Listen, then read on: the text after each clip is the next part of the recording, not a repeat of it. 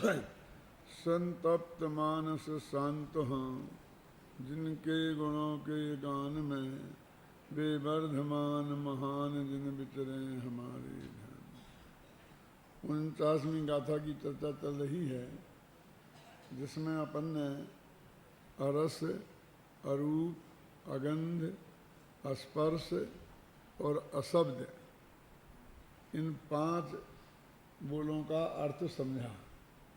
और एक एक का अर्थ 6-6 प्रकार से किया। इस तरह 30 बोल हो गए। इनकी चर्चा की है। अब इसके बाद में अनिर्दिष्ट संस्थान, अव्यक्त, अलिंग ग्रहण, चेतना गुण से समृद्ध है, इन विशेषणों की चर्चा भी मैं समझता हूँ कि ये 14 तारीख तक जो अपन ने कार्यक्रम रखा है इसमें हो जाएगी। और हम समय सार को शुरू से अंत तक चला रहे हैं, तो फिर अब अगला शिविर आएगा, उसमें 50 गाथा उसके आगे की चीज़ चलेगी। तो ये जो प्रकरण आगे चलेगा 49वीं गाथा का, उसको या तो आप घर बैठे सुन सकते हैं इंटरनेट पे, या फिर कैसेट के माध्यम से ही सुनना पड़ेगा।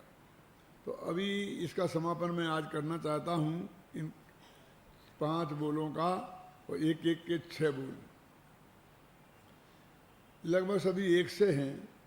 तो इनमें शुरू के जो 2 बोल हैं, एक है पुद्गल द्रव्य से भिन्न और पुद्गल द्रव्य के गुणों से भिन्न, जीव की बात है। तो इसमें स्पष्ट रूप से जो पर पुद्गल है, पुद्गल द्रव्य है, उससे भिन्नता की सिद्धि की है, उससे भेद विज्ञान कराया गया है। और इसका सर्वाधिक महत्व है। यही कारण है कि जो एक कहा जाता है कि देह जुदा आत्म जुदा यही तत्व को सार, और बाकी जो कछु और है या ही को विस्तार। ये मत समझ लेना कि किसी हिंदी कवि का दोहा है। ये मूल में आचार्य का छंद है और उसका बिल्कुल पद्यानुवाद है। तो मैंने अपने किताबों में लिखा है, तो मूल कहाँ का है, क्या है, उसको भी कोट किया है। इस वक्त मेरे को ध्यान में नहीं आ रहा है, इष्टोपदेश में ऐसा छंद है जो हमारे विद्यार्थियों को याद है ना, उसका बिल्कुल अक्षर सा अनुवाद है। इसमें नमक मिर्च भी मेरा नहीं है। कहने का अर्थ ये है कि ये जो देह जुदा और आत्म जुदा, और देह से भेद विज्ञान हो गया तो हो गया काम। वही बात पुद्गल माने देह, पुद्गल की बनी हुई है ना, इसलिए ने उस पुद्गल और बड़ा करके पुद्गल कह दिया। लेकिन इसमें सब, क्योंकि बाकी के जो 5 द्रव्य हैं, आकाश द्रव्य, काल द्रव्य, धर्म द्रव्य, अधर्म द्रव्य, वो तो हमारे गेय मात्र हैं बस। जैसे एक क्षेत्र आपका संबंध इस पुद्गल से है, और स्त्री पुत्रादिक से जैसे रागात्मक संबंध है, ऐसा संबंध हमारा आकाश से धर्म द्रव्य, अधर्म द्रव्य, काल द्रव्य से थोड़ी है ना, समझे ना। इसलिए उनको अपन गे में डाला है, और उनसे भेद विज्ञान की बात चौथे और 5वें बोल में आएगी। ये पहले और दूसरे बोल कौन है, क्या है, मैं आपको कहता हूँ कि पुद्गल द्रव्य से भिन्न होने से यह आत्मा रस रूप नहीं है। पुद्गल द्रव्य का जो गुण रस, उस रूप नहीं है, इसलिए अरस है। पुद्गल द्रव्य का गुण जो रूप, उस रूप नहीं है, इसलिए अरूप है। पुद्गल द्रव्य का जो गुण स्पर्श, उस रूप नहीं है, इसलिए अस्पर्श है। पुद्गल द्रव्य का जो गुण एक गंध, उससे अगंध है। और पुद्गल पर्याय जो शब्द, उस रूप नहीं है, इसलिए अशब्द है। ये बिल्कुल पुद्गल पुद्गल की बात आई। अब दूसरा बोल के पुद्गल से ही द्रव्य से ही भिन्न नहीं है, पुद्गल द्रव्य के गुणों से भी भिन्न है। और दूसरा बोल ये है, तो दोनों पुद्गल ही के हुए। पुद्गल के द्रव्य गुण और पर्याय से भिन्न है, और अशब्द में पर्याय की बात आ गई। तो पुद्गल द्रव्य के द्रव्य गुण पर्याय से ये भगवान आत्मा भिन्न है, इतनी बात शुरू के 2 बोलों में स्पष्ट की गई है। अब चले अंदर में क्या क्षोभ संभाव। तो यहाँ पर राग को नहीं पकड़ के, जैसे राग भी आता है भाव कर्म, तीसरे बोल में कहा ना द्रव्य कर्म इसका स्वामी नहीं है, क्योंकि इंद्रियां पुद्गल की बनी हैं और पुद्गल द्रव्य का स्वामी नहीं है ये आत्मा। इसलिए उसमें एकत्व का निषेध किया था पुद्गल के साथ में, और इसमें पुद्गल के स्वामित्व का निषेध किया। ये जो द्रव्य इंद्रियां से हम देखने का काम करते हैं ना, ये पुद्गल की बनी हुई है, आंख कान नाक, और भगवान आत्मा इनका स्वामी नहीं है। स्वामी नहीं है कि भगवान आत्मा की आज्ञा में नहीं है।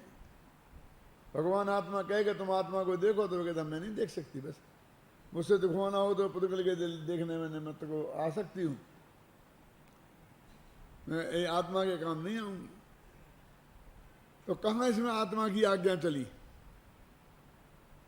वास्तव में तो 5 इंद्रियों के विषय कि हम लोलपी हैं, तो इंद्रियों की पूर्ति, विषय की पूर्ति में वो जो इंद्रियां चाहती हैं वही हम करते हैं, वो हमारा स्वामी है। लेकिन यहाँ ये नहीं बताना चाहते हैं कि तुम्हारा उसके साथ स्वस्वामी संबंध है ही नहीं, ना वो तुम्हारा है ना तुम उनके। फिर क्षोभ संज्ञान लेके भाव इंद्रिय लिया, ख्याल में ना, तो इसे क्षोभ संज्ञान की मुख्यता है। तो ये कहते क्षोभ संज्ञान रूप भी तुम नहीं हो। ये चौथे बोल में किया। अब लेकिन चौथे बोल में भावेंद्री को लिया, द्रव्येंद्री और भावेंद्री, तीसरे और चौथे बोल में द्रव्येंद्री और भावेंद्री इस रूप से लिया। अब 5वां और 6वां बोल है जो मार्मिक है, वो सिर्फ ज्ञाता ज्ञेय संबंध की दृष्टि से है कि तेरा पर के साथ ज्ञाता ज्ञेय संबंध भी नहीं है, क्योंकि एक संबंध किसी भी प्रकार का जुड़ है तो बस फिर वो सब प्रकार के ही संबंध जोड़ लेता है, ख्याल में ना। तो एक ही नहीं है, ये चंद्रमा ऐसे दिखा, अब चंद्रमा का तो कोई लेना देना नहीं है, इससे बिल्कुल अलग है, लेकिन चंदा को मामा बना लिया इसने, चंदा मामा आजा, क्यों मैंने उससे भी अपना संबंध रिश्तेदारी लगा ली, समझ गया ना। मैंने कोई भी गेय पदार्थ देखे, कमलनी जलहर बसे और चंदा बसे आकाश, और जाकी जिसमें भावना सोता ही के पास। बस हमें अपनी भावना से जोड़ लिया। तो कमलनी से चंद्रमा का कोई लेना देना नहीं था, दोनों का समकाल है। हम कहने लगे चंद्रमा की वजह से कमलनी खिलती है, कमल को खिलने से चंद्रमा, कमलनी माने वो होती है, वो जब कमल खिलता है सूर्य के उदय होने पर, और कमलनी समझ लीजिए जो लिखा ना चंद्रमा के उदय में, अथवा उसका दूसरा नाम है कुमुद और कमल।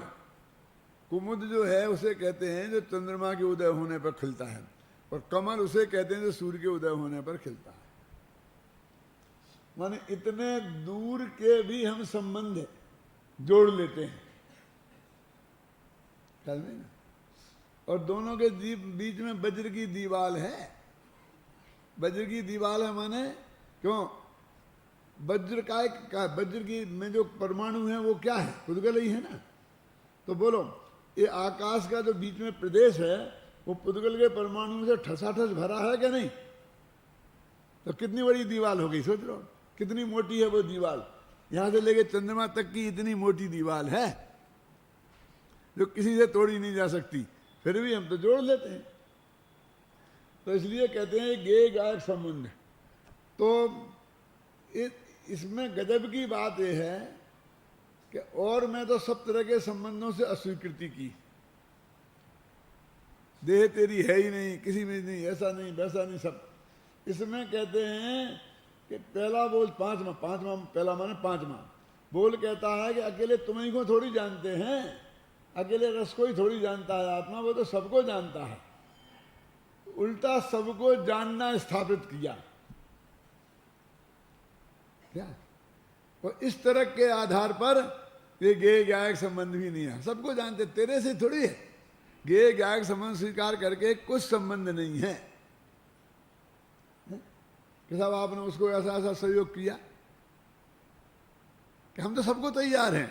कोई ऐसा आदमी आपके पास हो तो बोलना, बताना, उसको भी करेंगे हम। क्यों कहते कि नहीं कहते थे? हमारे लिए सब खुला है, हमारे यहाँ हिंदी मुसलमान का भी भेद नहीं है।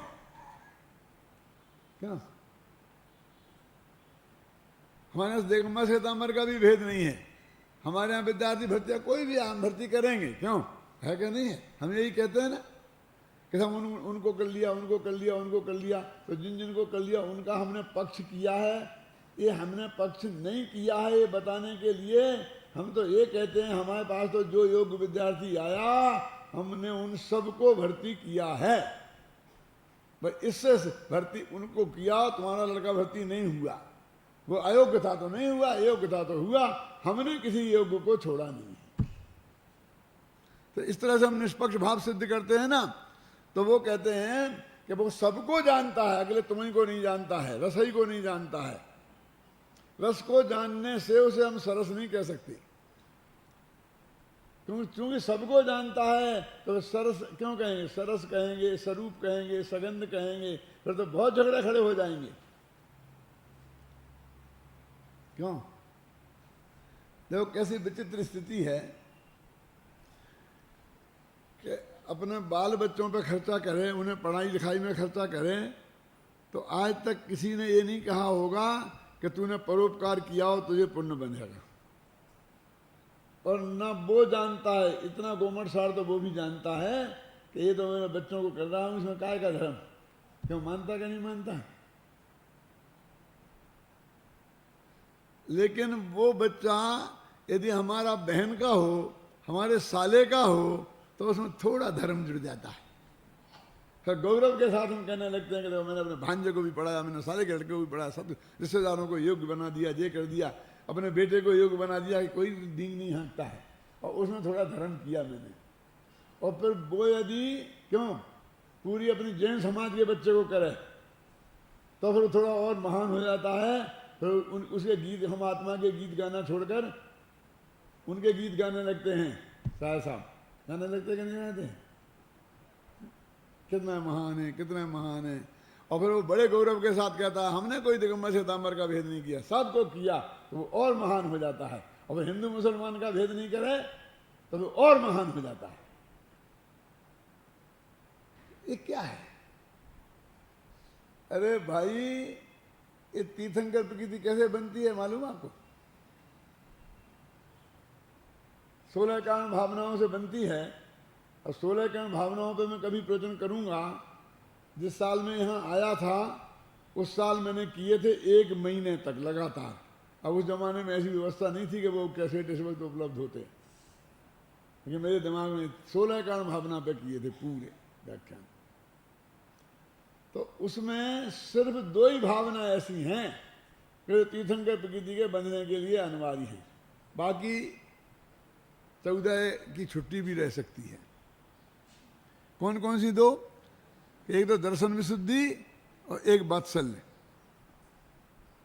ख्याल में ना 2 भावनाएं ऐसी हैं। और उस 16 कारण पूजन की जयमाला में ये सब बात लिखी है। जैसे एक उदाहरण के लिए मैं बताऊं आपको कि शील सदा दृढ़ जो नर पाले सो औरन की आपदा टाले। क्या अर्थ है इसका? तुम्हारा कुछ नहीं होने वाला है उससे, तुम्हारा भला नहीं होने वाला है। लिखा साफ, औरन की आपदा टाले। मैं नहीं बोल रहा हूं, पूजा में लिखा कि नहीं लिखा? शील सदा दृढ़ जो नर पाले सो औरन की आपदा टाले। आपने अपने ब्रह्मचर्य व्रत का पालन किया तो सारी माताएं बहनों की आपत्ति टल गई आपकी तरफ से। क्या सुरक्षित हो गई कि नहीं हो गई? तुमने अचौर्याण व्रत का पालन किया तो सबकी तिजोरी सुरक्षित हो गई। पर की टली का नहीं। तुमने अहिंसा व्रत का पालन किया तो सबका जीवन सुरक्षित हो गया। तुमने सत्यान व्रत का पालन किया तो सब लोग धोखा खाने से बच गए। झूठ बोल बोल के तुम धोखा देते हो ना, बच गए कि नहीं बच गए? और तुमने परिग्रह सीमित रखा तो थोड़ा दूसरों को भी मिल गया, उनकी भी 2 रोटियों की व्यवस्था हो गई, समझ गए ना? तो और उनकी आपदा टाले है कि नहीं है? कहां लिखा कैसे तीर्थंकर प्रकृति बंधेगी?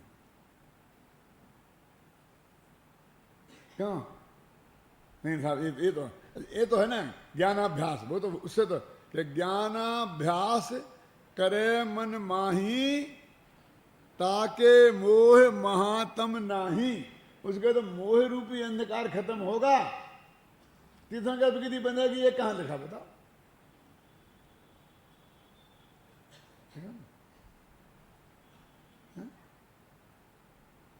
ऐसे अब एक एक पे सोचना, मैं सब नहीं सुनाऊंगा, अंदाज लग गया ना आपको?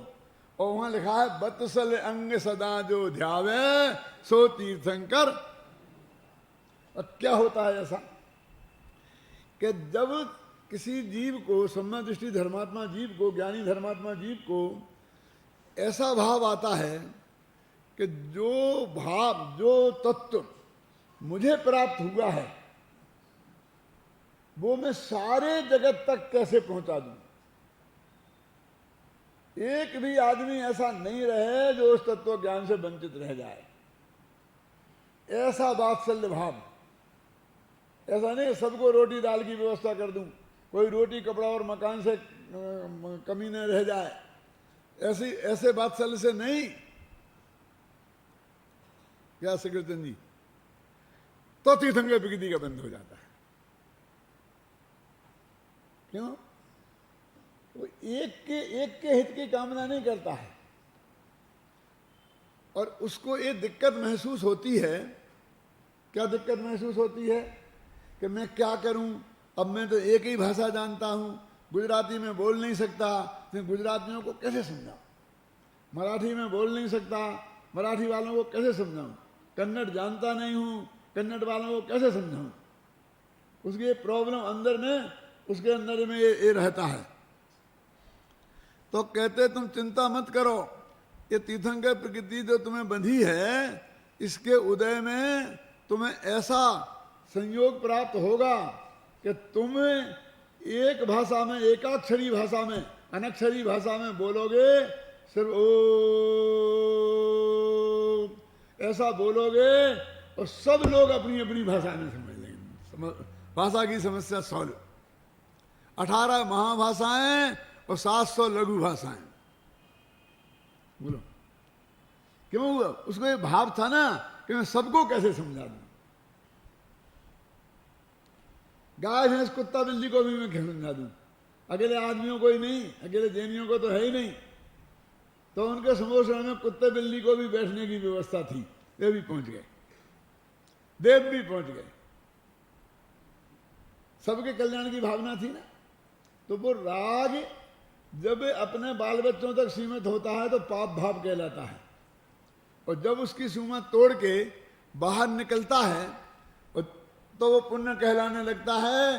और जो जो सीमा उसकी बढ़ती जाती है त्यों तो वो पुण्य, महापुण्य कहलाने लगता है। लेकिन वो आत्म तत्व की मुख्यता होना चाहिए उसमें। ऐसा नहीं सारे जगत को मैं रुपये पैसे की व्यवस्था कर दूं, रोटी दाल की व्यवस्था कर दूं, वो नहीं। क्यों? इसलिए कि आपने रोटी दाल की व्यवस्था कर दी सुबह के सबके खाने की, मेरी तरफ से स्वामी वात्सल्य सुबह का सबके खाने के लिए। शाम का क्या होगा? शाम की कर दी तो सुबह का क्या होगा?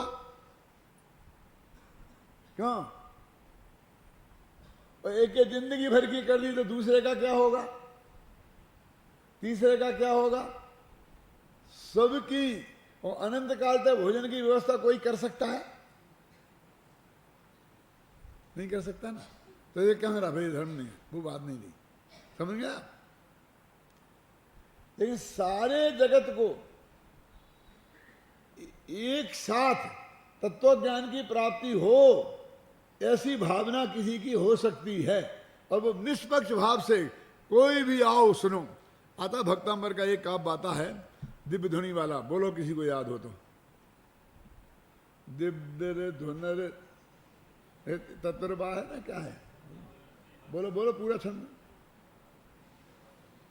उसमें ये साफ शब्दों में लिखा है, खे धुनतिते यस सा प्रवादी।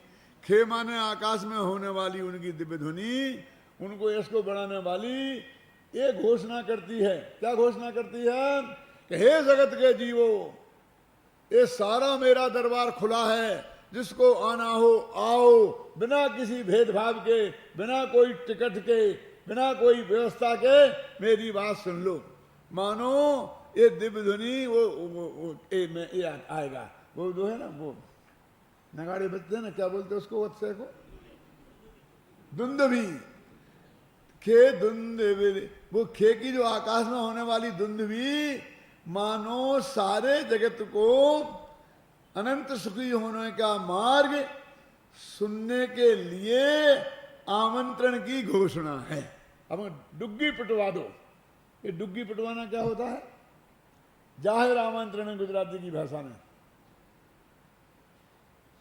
अभी अपन लोग, हम तो इसका भेद कभी समझते ही नहीं थे।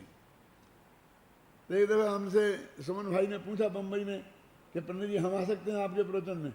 ये कैसी बात कर रहे हो आप? नहीं, वो उसमें लिमिटेड लोगों के लिए है कि जाहिर निमंत्रण है। क्योंकि जाहिर निमंत्रण क्या होता है? मैंने कार्ड बांटते हैं ना जिसको, तो वो कार्ड वाला कार्ड साथ में लेके आए। अकेले भोजन के लिए नहीं दादा, आजकल बंबई में प्रवचन के लिए भी होता है, क्योंकि हॉल एसी बुक करते हैं, सीटें लिमिटेड होती हैं, और यदि असीमित लोग आ गए तो क्या होगा? क्यों? और आजकल जो मैनेजमेंट वालों का दिमाग इतना खराब हो गया है कि हम आप बताओ, हम हर एक कुर्सी पर तुम्हारा नाम लिख देंगे, तुम्हारी नाम की कुर्सी बुक हो जाएगी। यहाँ तो हमें कमरा बुक हो जाए तो भाई बड़ी कहने की नीमत है, वहाँ तो कुर्सी बुक हो जाती है। हमको देख देख के गए थे ना वहाँ पर अभी मंगलातन में, तो हमारी कुर्सी कहाँ है, वहाँ लिखा नाम, कुर्सी खोजनी पड़ती है। ख्याल में ना बोल। तो मेरे कहने का अर्थ है वो ऐसी व्यवस्था नहीं है, आओ, उससे तीर्थंकर प्रगति बन जाती है। तो बनती है, छूटती नहीं है। क्या है, समझ नहीं ना? और उसमें अरबों वर्ष संसार में रहने की गारंटी हो जाती है। क्या कह रहे हैं आप? तीर्थंकर प्रकृति बंदी इधर, तो गारंटी स्वर्ग में से स्वर्ग में जाएगा कि नहीं जाएगा? अब वो 16 में तक जाएगा, सर्वार सिद्धि जाएगा, 33 सागर तक हो जाएगा। पहले दूसरे में भी गया तो 2 सागर तो फंस जाएगा ना। अरे पल्लवी होगी, क्योंकि वो नीचे भाजी बनता ज्योतिष तो होता नहीं समय दृष्टि, जिस तीर्थंकर प्रकृति बनती है। आपने सुना होगा छाया समय दृष्टि 2-4 भम में मुख चला जाता है। कैसे, क्या तर्क है, क्या आगम है? सीधा सच्चा तर्क है कि सम्मत दर्शन हो गया तो तुरंत ज्योति और नरक गति तो बंधेगी नहीं, और मनुष्य होगा तो देवगति बंधेगी, और देव होगा तो मनुष्य गति बंधेगी। अब वो छाया सम्मत दर्शन हो गया तो मनुष्य था तो देव में चला गया, देव आगे फिर मनुष्य हो गया, फिर देव हो गया, फिर मनुष्य हो गया, और 2000 सागर को निकलते हैं। मनुष्य हो तो लिमिटेड है। क्यों? तो उससे ज्यादा वो रह ही नहीं सकता। अपन कहते इतने भवों में, समझ गए ना, कोई 15 भव में, तो 8 भव मनुष्यों के हैं, तो 8 निकालेगा मनुष्यों के, 7 निकालेगा देवगति में, स्वर्ग में, तो 15 भव हो गए ना। इससे ज्यादा हो ही नहीं सकते हैं। क्या बबलू, समझ में आया कि नहीं? क्या है, क्या आगम प्रमाण चाहिए? ऐसे इनडायरेक्ट आगम प्रमाण बहुत होते हैं।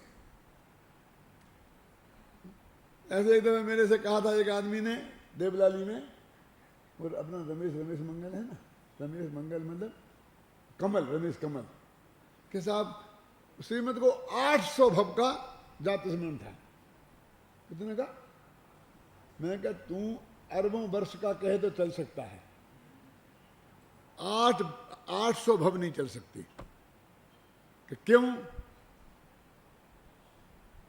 कि एक नियम है जाति स्मरण का कि एक असनी का भव हो गया तो फिर नहीं हो सकता। तो सैनी के भव रहने चाहिए जतीश भाई। वो बीच के जो भव है ना, वो सब सैनी के रहना चाहिए, असैनी का नहीं होना चाहिए।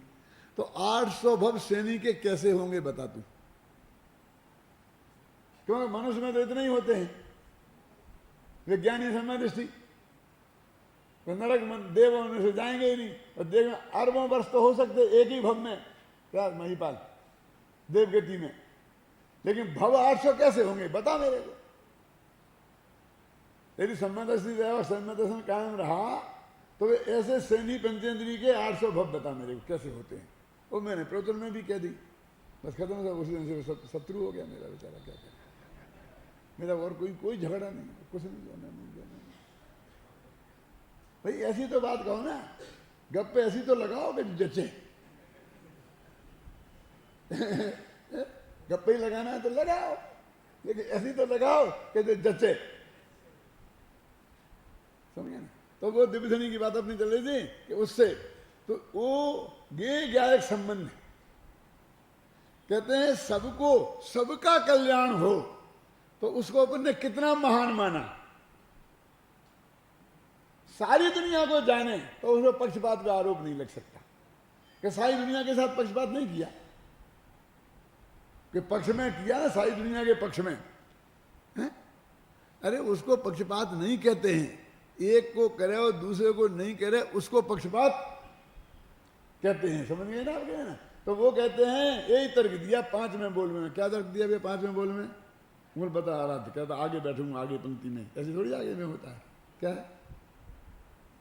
अकेले रस को थोड़ी जानता है, अकेले रूप को थोड़ी जानता है, अकेले गंध को थोड़ी जानता है, अकेले स्पर्श को थोड़ी जानता है, अकेले शब्द को थोड़ी जानता है, तो सबको जानता है। इसलिए अरस है, अरूप है, अगंध है, स्पर्श है और अशब्द है। समझ गया ना? 5वां बोल ये है। अब 6वां क्या है? फिर वो भी जानने से संबंधित है, याद है? कहा था मैंने, याद करा दूंगा। हाँ तुझे होगा, ठीक है, तुम तो शास्त्री हो गया ना, फाइनल होगा, तुझे होगा। कहते हैं कि सारी दुनिया को जानने रूप परिणमित होता है। अब बोलो किस? भगवान आत्मा, सर्वज्ञ भगवान आत्मा की बात हो, सर्वज्ञ ही हो सकता है। जानने रूप परिणमित होने की शक्ति वाला है, क्योंकि त्रिकाली ध्रुव को लेंगे तो शक्ति वाला ही कहना पड़ेगा, नहीं तो सर्वज्ञ पर्याय आ जाएगी।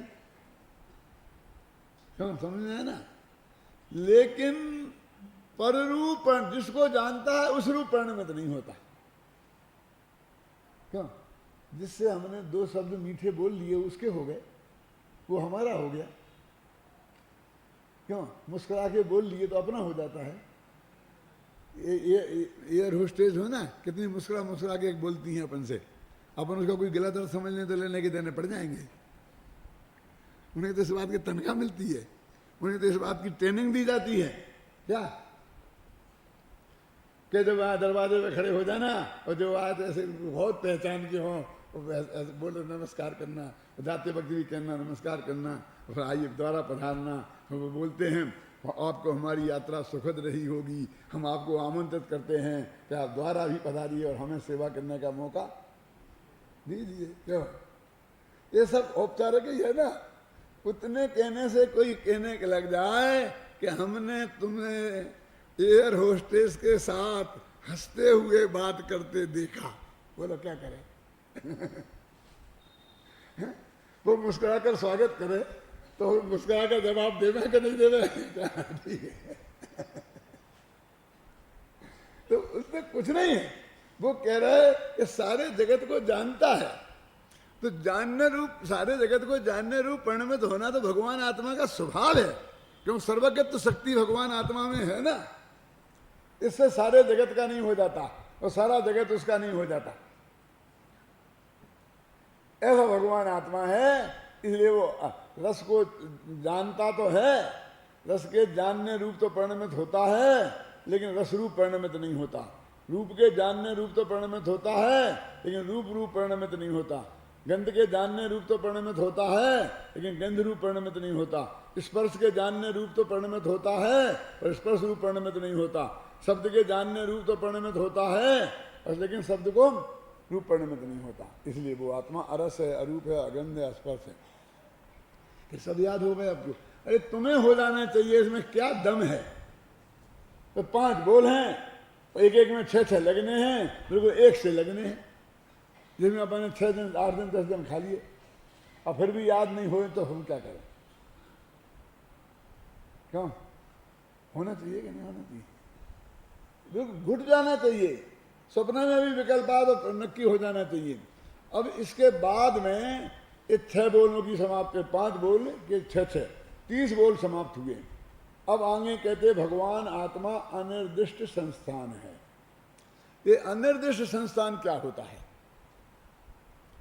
देखो, निर्दिष्ट माने होता है कहना, अपन निर्देश दिया,